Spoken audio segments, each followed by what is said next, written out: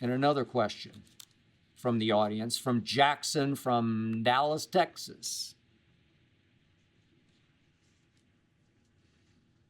What is the greatest football movie of all time? That's a great question. I've watched all the most beloved football movies. I know them all. I know them as well as you do. I know The Blind Side and The Longest Yard, and certainly remember The Titans. I know The Water Boy. I know Jerry Maguire. Certainly We Are Marshall. Do I Ever Know Brian's Song? I know Rudy. Obviously, I know Invincible. I know Friday Night Lights. They're all well. They're all good. I will tell you that my second favorite all-time football movie is On Any Given Sunday, in large part because Jamie Foxx is just so convincing as the third-string quarterback who gets a shot, Willie Beeman. Jamie Foxx, he just took that role over.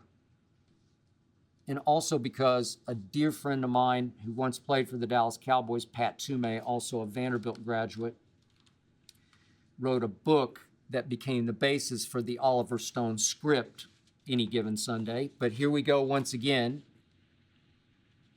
Al Pacino ruins it for me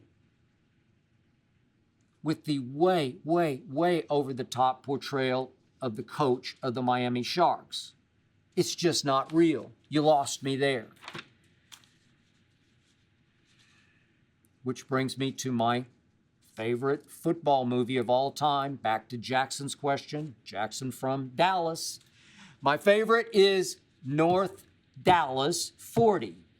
It's a thinly veiled fictional look at the 1960s Dallas Cowboys, based on a novel written with talent and brains and guts by Pete Gent, who is a receiver for those teams. A man I've interviewed, a man I remain fascinated with, former basketball player from Michigan State, who got the unholy hell beaten out of him, catching passes from and running the streets with the great Don Meredith, Dandy Don of Monday Night Football fame. Nick Nolte plays Gent and nails it. Mac Davis, shock me, plays Meredith and nails it. G.D. Spradlin plays the cold, calculating Tom Landry, and I absolutely bought it.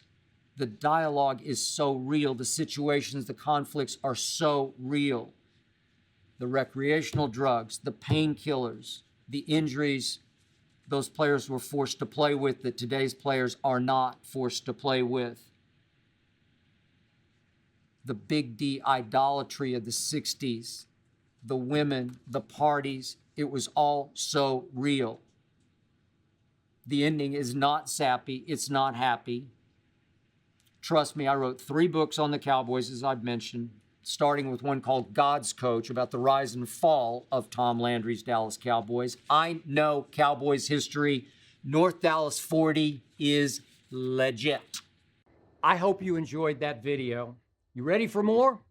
Make sure you click that subscribe button for all the exclusive content from the Skip Bayless Show. And don't forget to check out the full episode of the show wherever you get your podcasts by clicking the link in the description.